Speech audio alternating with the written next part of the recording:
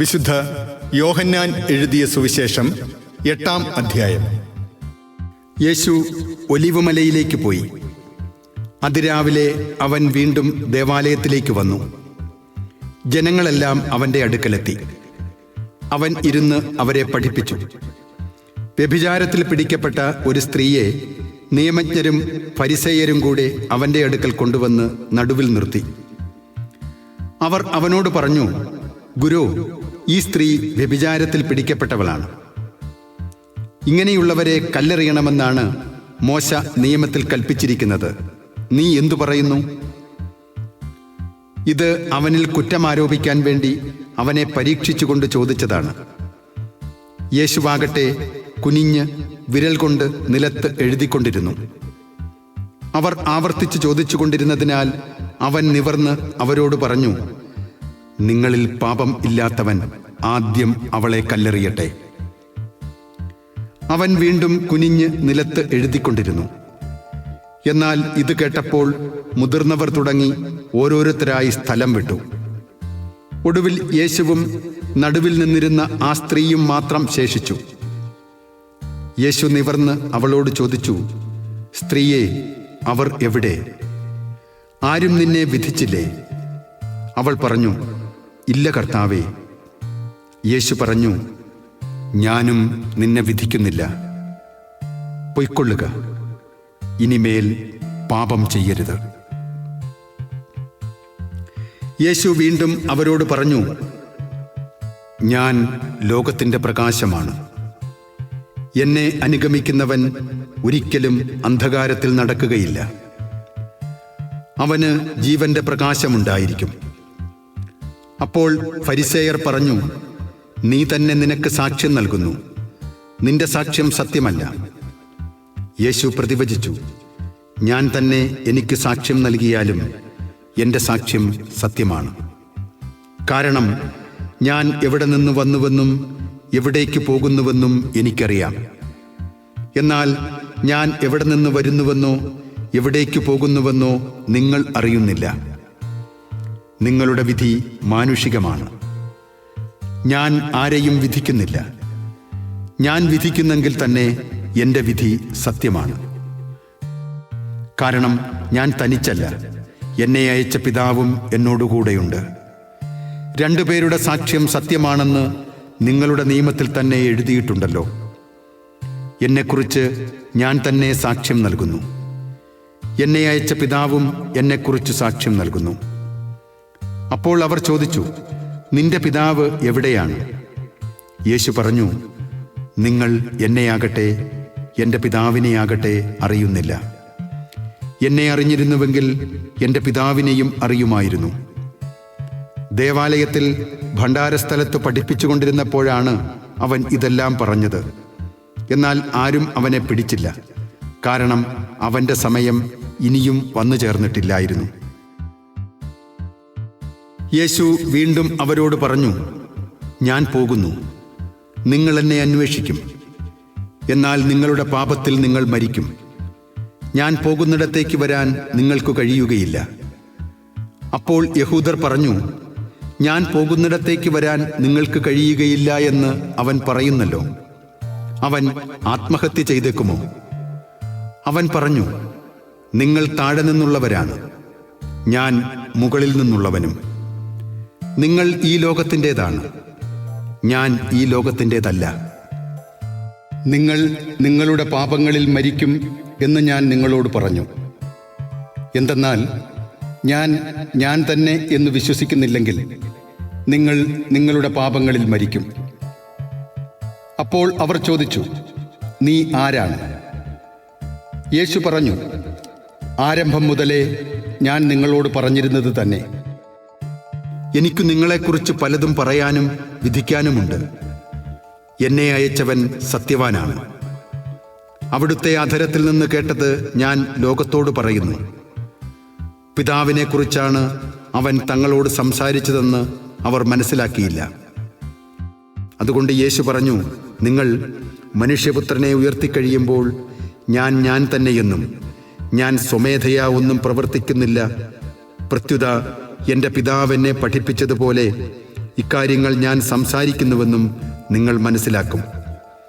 എന്നെ അയച്ചവൻ എന്നോടുകൂടെയുണ്ട്. അവിടുന്ന് എന്നെ തനിയെ വിട്ടിരിക്കുകയല്ല. കാരണം ഞാൻ എപ്പോഴും അവിടുത്തേക്ക് ഇഷ്ടമുള്ളത് പ്രവർത്തിക്കുന്നു. ഇത് പറഞ്ഞപ്പോൾ വളരെ പേർ അവനിൽ വിശ്വസിച്ചു. തന്നിൽ വിശ്വസിച്ച യഹൂദരോട് യേശു പറഞ്ഞു, എൻ്റെ വചനത്തിൽ നിലനിൽക്കുമെങ്കിൽ നിങ്ങൾ യഥാർത്ഥത്തിൽ എൻ്റെ ശിഷ്യരാണ്. നിങ്ങൾ സത്യമറിയുകയും സത്യം നിങ്ങളെ സ്വതന്ത്രരാക്കുകയും ചെയ്യും. അവർ അവനോട് പറഞ്ഞു, ഞങ്ങൾ അബ്രാഹത്തിൻ്റെ സന്തതികളാണ്. ഞങ്ങൾ ഒരിക്കലും ആരുടെയും അടിമകളായിരുന്നിട്ടില്ല. പിന്നെ എങ്ങനെയാണ് നിങ്ങൾ സ്വതന്ത്രരാക്കപ്പെടും എന്ന് നീ പറയുന്നത്? യേശു പ്രതിവചിച്ചു, സത്യം സത്യമായി ഞാൻ നിങ്ങളോട് പറയുന്നു, പാപം ചെയ്യുന്നവൻ പാപത്തിൻ്റെ അടിമയാണ്. അടിമ എക്കാലവും ഭവനത്തിൽ വസിക്കുന്നില്ല, പുത്രനാകട്ടെ എക്കാലവും വസിക്കുന്നു. അതുകൊണ്ട് പുത്രൻ നിങ്ങളെ സ്വതന്ത്രരാക്കിയാൽ നിങ്ങൾ യഥാർത്ഥത്തിൽ സ്വതന്ത്രരാകും. നിങ്ങൾ അബ്രാഹത്തിൻ്റെ സന്തതികളാണെന്ന് എനിക്കറിയാം.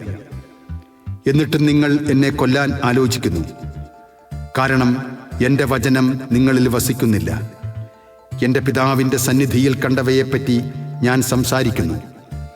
നിങ്ങളുടെ പിതാവിൽ നിന്ന് കേട്ടത് നിങ്ങൾ പ്രവർത്തിക്കുന്നു. അവർ പറഞ്ഞു, അബ്രാഹമാണ് ഞങ്ങളുടെ പിതാവ്. യേശു അവരോട് പറഞ്ഞു, നിങ്ങൾ അബ്രാഹത്തിൻ്റെ മക്കളാണെങ്കിൽ അബ്രാഹത്തിൻ്റെ പ്രവൃത്തികൾ ചെയ്യുമായിരുന്നു. എന്നാൽ ദൈവത്തിൽ നിന്ന് കേട്ട സത്യം നിങ്ങളോട് പറഞ്ഞ എന്നെ കൊല്ലാൻ നിങ്ങൾ ആലോചിക്കുന്നു. അബ്രാഹം ഇങ്ങനെ ചെയ്തിട്ടില്ല. നിങ്ങൾ നിങ്ങളുടെ പിതാവിൻ്റെ പ്രവൃത്തികൾ ചെയ്യുന്നു.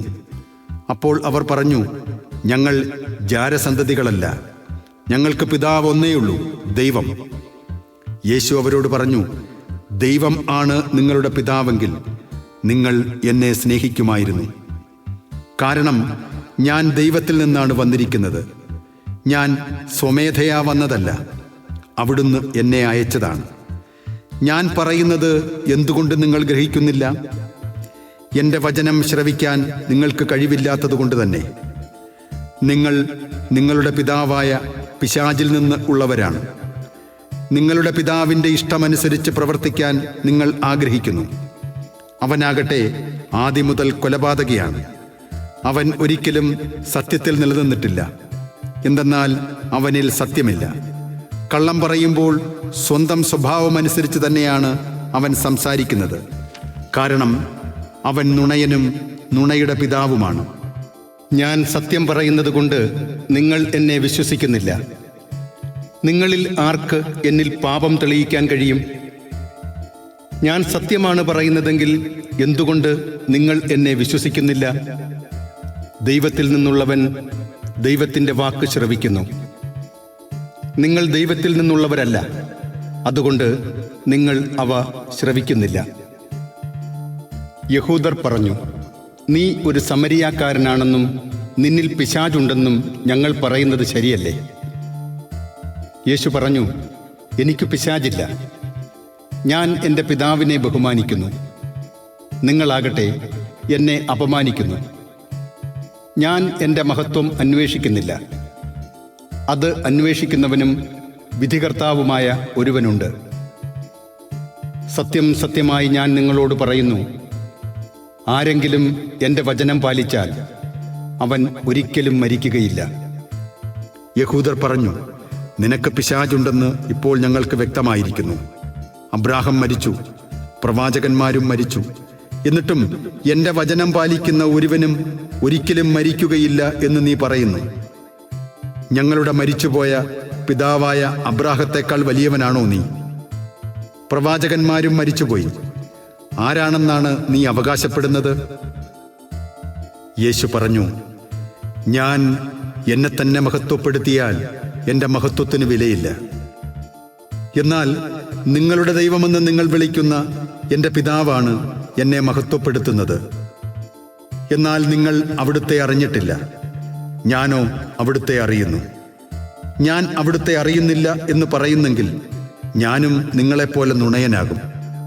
എന്നാൽ ഞാൻ അവിടുത്തെ അറിയുകയും അവിടുത്തെ വചനം പാലിക്കുകയും ചെയ്യുന്നു. എൻ്റെ ദിവസം കാണാം എന്ന പ്രതീക്ഷയിൽ നിങ്ങളുടെ പിതാവായ അബ്രാഹാം ആനന്ദിച്ചു.